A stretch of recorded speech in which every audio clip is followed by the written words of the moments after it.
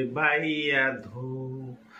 जेउ कियारी रे गहळ मांडिया से कियारी रे सो। बाप झियो कौन के लहुज जे पिला मन को पई बाण आनी जीवनी की यो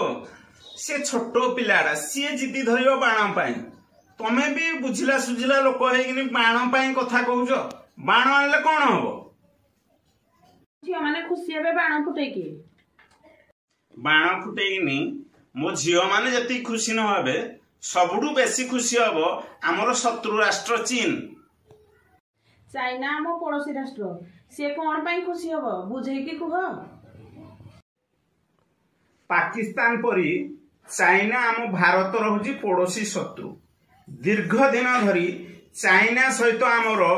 जमी विवाद लगी रही प्रतिदिन लद्दाख अंचल हजार हजार किलोमीटर जमी को से ता सैन्य द्वारा कब्जा करने चेष्टा करुची एवं भारतीय सैन्य मानू बंदूक मनरे नाली आखि देखा चेष्टा करुची किंतु तार कोटी कोटी टंकार चाइना बाण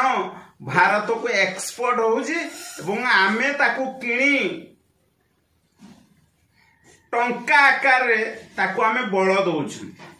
हजार हजार कोटी टंकार राजस्व चाइना पाउची तेणु से शत्रुर